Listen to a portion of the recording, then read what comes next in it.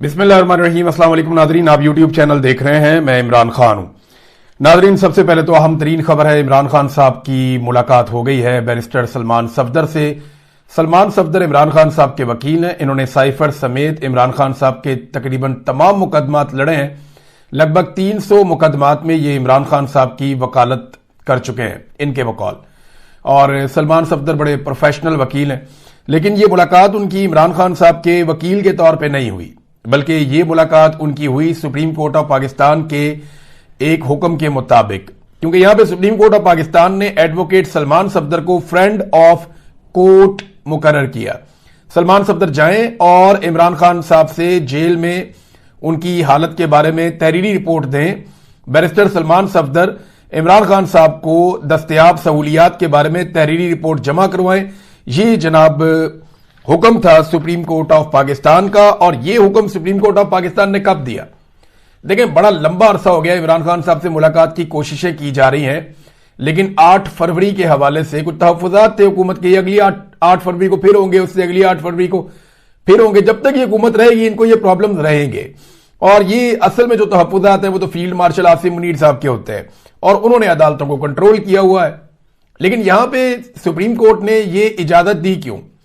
देखिए, United Nations का एक वफ्द आकर मिला चीफ जस्टिस ऑफ पाकिस्तान से, और एन उसी दिन जो है इमरान खान साहब के मुकदमात लगा दिए गए। ना सिर्फ उजलत में मुकदमात लगा दिए गए, बल्कि फिर मुलाकात की जब दरखास्त आई, और क्योंकि अक़वाम मुत्तहिदा है वो ऐसा मजाक तो नहीं है, पाकिस्तान की क्रेडिबिलिटी का मामला है, और क्रेडिबिलिटी अभी तो बची नहीं है, लेकिन चले जो भी है, ये मामला जो पाकिस्तान की एस्टेब्लिशमेंट ने पाकिस्तान के साथ कर दिया है वो तो कोई दुश्मन भी ना करता। लेकिन चले, इमरान खान साहब की मुलाकात के लिए मुकर्रर किया गया अदालत की जानिब से एक नुमाइंदा, और ये इमरान खान के वकील से ज्यादा उनका किरदार ये था कि अदालत के फ्रेंड के तौर पे वो गए और जाकर उन्होंने इमरान खान साहब से मुलाकात की। ये मुलाकात 3 घंटे जारी रही है। और वो बाहर आए तो सहाफी वहां पे खड़े थे, सहाफियों को देखकर वो रुक गए। उन्होंने कहा, जी अच्छा नहीं लग रहा कि मैं आपके पास से गुजर जाता, लेकिन मैं आपको कोई खबर नहीं दे सकता। सहाफी पूछते रहे कि इमरान खान की सेहत के बारे में बताएं, बाकी चीजों के बारे में बताएं, आपकी कितनी मुलाकात हुई, क्या बातचीत हुई, तो कुछ भी उन्होंने नहीं बताया, क्योंकि अदालत की तरफ से उनको यह हुक्म दिया गया था कि आपने अदालत को रिपोर्ट जमा करवानी है। अब अगर वो बाहर बताते आकर तो एक नया रोला पड़ जाता, जनाब बातें बाहर निकल आई हैं। बहरहाल पाकिस्तान तहरीक इंसाफ के लोग भी बैरिस्टर सलमान सफदर से मुलाकात कर रहे हैं, बल्कि गाड़ी के अंदर ही मुलाकात कर रहे हैं, क्योंकि सारे ये जानना चाहते हैं कि इमरान खान साहब की सेहत कैसी है।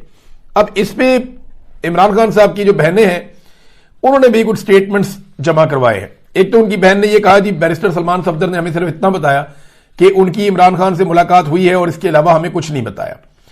फिर इमरान खान साहब की बहन अलीमा खान ने कहा कि चीफ जस्टिस ऑफ पाकिस्तान का शुक्रिया कि सारी नजरें उन्हीं की तरफ थी और ये इमरान खान साहब का हक है कि उन्हें इंसाफ मिले। चीफ जस्टिस ने हिम्मत का मुजाहरा किया। उन्होंने कहा, जी हमें तो इजाजत नहीं मिली मुलाकात करने की, हालांकि अदालत की तरफ से बाकायदा अहकामात है कि फैमिली की मुलाकात करवाई जाए और हमारा कानूनी हक है, लेकिन हमें भी नहीं मिलने दिया गया, इमरान खान साहब के वकला को भी नहीं मिलने दिया गया।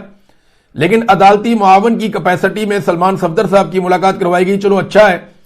और खुशी की बात इसमें यह है कि चीफ जस्टिस ऑफ पाकिस्तान ने थोड़ी हिम्मत पकड़ी है। अब मुझे लगता है कि इमरान खान साहब ने 3 घंटे में बहुत ठीक ठाक बातें की होंगी। ये बातें छुपी तो नहीं रहेंगी, किसी ना किसी तरह से बातें बाहर आ ही जाएंगी, क्योंकि जब इमरान खान साहब मुलाकात करते हैं तो फिर एक बंदा नहीं होता, और लोग भी होते हैं, नजरें रख के बैठे होते हैं, और फिर खबरें बाहर भी आ जाती हैं। ऐसा नहीं है कि खाली सलमान सफदर नहीं सुना जो इमरान खान साहब ने कहा, वो और भी कान हैं जो ये बातें सुनते हैं, और वो फिर कानों से बातें बाहर आ भी जाती हैं। दीवारों के भी कान होते हैं, बाकी आप लोग खुद समझदार हैं। ये बड़ी जल्दी चीजें सामने आ जाएंगी और आपको पता चल जाएगा। बहरहाल कंटेनर तैयार हो गया है खैबर पख्तूनख्वा में। ये है जी डेवलपमेंट। एक खैबर पख्तूनख्वा में एक कंटेनर तैयार हुआ है। इस कंटेनर के बाहर वाली साइड पे लिखा हुआ है आजादी या मौत। और ये वो बात है जो इमरान खान साहब ने अडियाला जेल के अंदर कही थी कि या तो हमें मौत या हमें आजादी, और जब तक आप ये नजरिया नहीं अपना लेते तब तक आप हकीकी आजादी हासिल नहीं कर सकते। अब ये कंटेनर जाएगा कहां पे, ये है बड़ा सवाल। देखिए, एक तो आप ये बात ध्यान में रखें कि सुहेल अफरीदी दौरे कर रहे हैं मुख्तलिफ इलाकों के, मुख्तलिफ जगहों के, और खासतौर पर खैबर पख्तूनख्वा में उन्होंने काफी एक तहरीक चला दी है। कराची जब वो गए तो वहां पे कराची से हैदराबाद तक जिस तरह लोगों ने इस्तकबाल किया, कमाल हो गया। अभी उन्होंने बलूचिस्तान भी जाने का कहा हुआ है, और इससे पहले वो पंजाब में भी आ चुके हैं।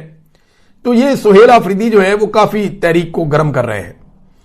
अब ये कंटेनर तैयार किया गया है इसलिए कि ये चंद नौजवान गाड़ी के ऊपर खड़े हो जाते हैं और उसमें सिक्योरिटी के इश्यूज भी रहते हैं, लोग चारों तरफ से इनको छू सकते हैं और बड़े मल्टीपल सिक्योरिटी इश्यूज हैं और ये रिपोर्टें भी मौजूद हैं कि इन्हें अपनी हिफाजत का ख्याल रखना चाहिए। लेकिन साथ ही साथ सुहेल आफरीदी को ये तहरीक भी चलानी है, तो फिर अब एक कंटेनर तैयार कर लिया गया है। ये कंटेनर आपको आने वाले दिनों में घूमता हुआ नजर आएगा और किस वक्त ये कंटेनर इस्लामाबाद का रुख कर लेता है इसके बारे में हमें कुछ पता नहीं है। हां, ये जरूर है कि इस मरतबा ये जबरदस्ती इस्लामाबाद घुसने वाले नहीं है।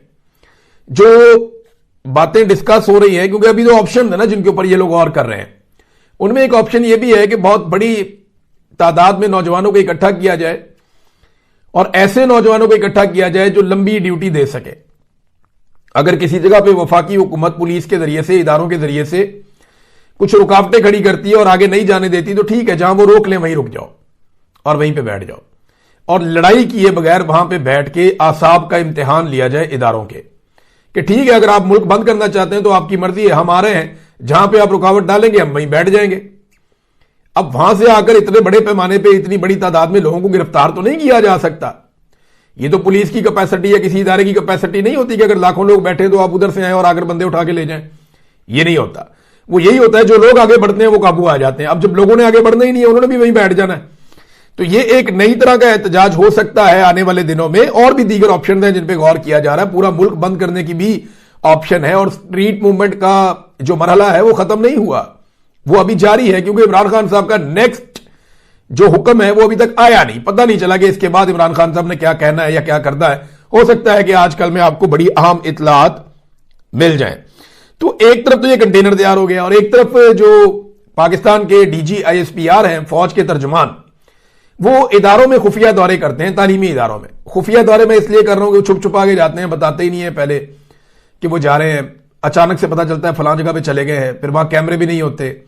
नौजवानों के मोबाइल फोन रखवा लिए जाते हैं, उन्हें यरगमाल बना के एक तरह से अंदर रखा जाता है। फिर सवालात भी फराहम किए जाते हैं कि ये सवालात पूछने हैं। बाकायदा बड़े सख्त इन्वायरमेंट के अंदर हार्ड स्टेट बना के किसी हॉल को, वहां पे डीजी ISPR जाते हैं। बेचारे सवाल भी नहीं कर सकते, नौजवान डरे होते हैं। ऐसा हॉस्टाइल किस्म का इन्वायरमेंट होता है। तो वहां पे डीजी ISPR बड़ी मेहनत करते हैं। वो 10 दौरे करें तो उनको वो कामयाबी नहीं मिलती जो सुहेल आफरीदी एक यूनिवर्सिटी का दौरा करता है और वो सारा बयानिया उड़ाकर रख देता है। अभी सुहेल आफरीदी जो है वो मुख्तलिफ यूनिवर्सिटीज के दौरे भी कर रहे हैं, मुख्तलिफ यूनिवर्सिटीज में जाके तलबा से बातचीत करते रहते हैं। उन्होंने आज भी कुछ बयानात दिए हैं सुहेल आफरीदी ने। एक तो उन्होंने कहा कि हमारे जो बेहतरीन दिमाग हैं अगर वो मुल्क से बाहर चले जाएंगे तो यहां तो फिर बाकी बंटवारी रह जाएंगे। ये मरियम नवाज की बात का उन्होंने जवाब दिया। मैं अपनी जात के लिए किसी के दरवाजे पर नहीं जाऊंगा, लेकिन जहां जहां मेरे सूबे की बात आएगी, कोई शख्स चाहे मुझे कितना ही नापसंद हो, मैं उसके साथ बैठूंगा और बैठूंगा भी लेवल पर। अगर कोई ये सोचता है कि मुझे डरा धमका कर मुझसे कुछ मनवा लेंगे तो ये इनकी भूल है। अभी इनकी शायद मोहसिन नकवी से भी मुलाकात हुई है, कोर कमांडर भी वहां पर मौजूद था। तो इस मुलाकात में यह तय हुआ कि जो पेशावर के अंदर PSL है उसके मैचेस भी जाएंगे और कुछ और चीजें भी वहां पे तय हुई। मोहसिन नकवी की मेरे ख्याल में वजारत दाखिला से ज्यादा तवज्जो PCB के मामलात पे ही रहती है और वो अपना शौक पूरा कर रहे हैं। वजारत दाखिला तो उन्हें मेरे ख्याल में आसिम मुनीर साहब ने तोहफतन दी हुई है और कोई मोहसिन नकवी को चैलेंज भी नहीं कर सकता। वो सबसे ताकतवर वजीर है, वजीर आजम भी बेचारा उससे बात करता हुआ डरता रहता है।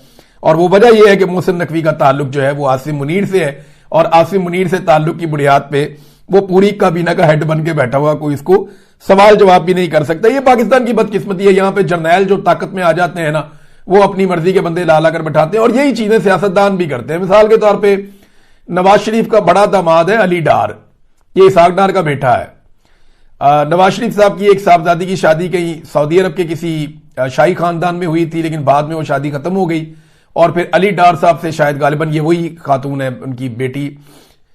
इनकी चले निजी मामला है वो। अब वो अली डार साहब जो है वो नवाज शरीफ साहब के बड़े दामाद हैं और इसाक डार के बेटे हैं और मरियम नवाज के बहनोई हैं।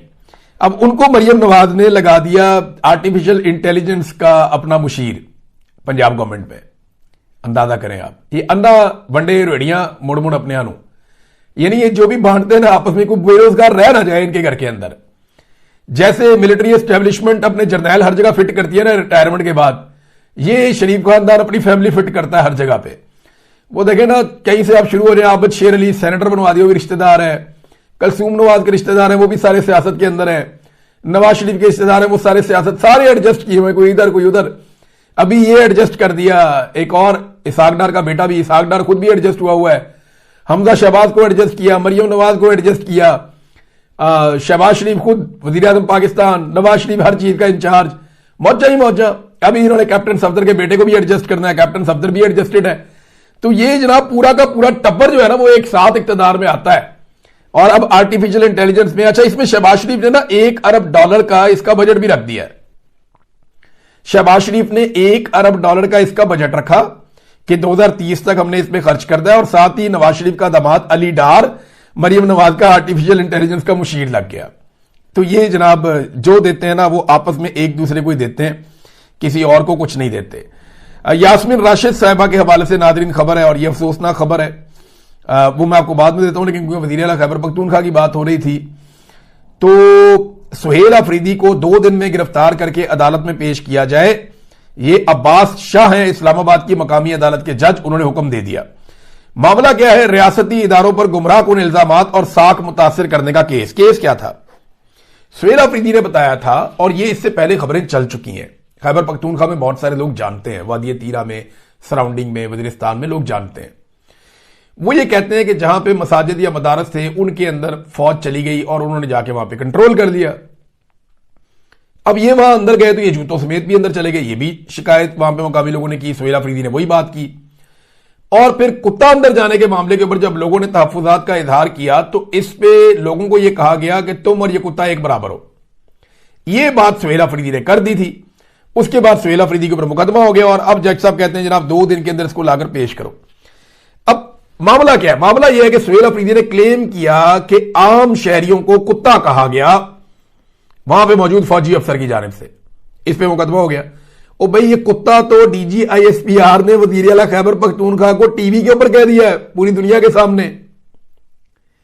ये जो कुत्ते का लकब है ये DGISPR ने, गाली वाला लफ्ज है, नहीं कहना चाहिए था, लेकिन DGISPR ने यही लफ्ज, यानी वो तो छुप छुपा के बात हुई थी ना कि जनाब किसी जगह पे ये बात हुई, एक बंदे ने सुनी, फिर दूसरे ने, फिर तीसरे ने, फिर चौथे ने, और करते कराते बात का बाद को बतंगड़ भी बन जाता है। लेकिन सुहेल अफरीदी ने जो फैक्ट बताया वो बहुत सारे और लोग भी कहते हैं।